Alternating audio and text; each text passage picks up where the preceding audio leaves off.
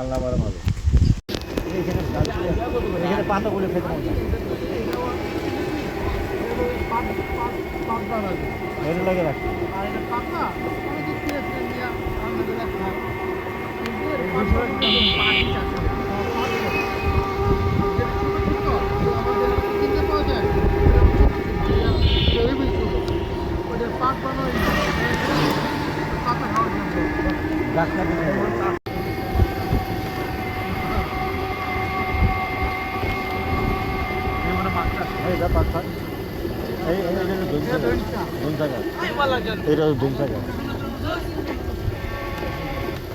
রাস্তাটা অনেক সুন্দর, সাদা পুকুর টুকুর দিয়ে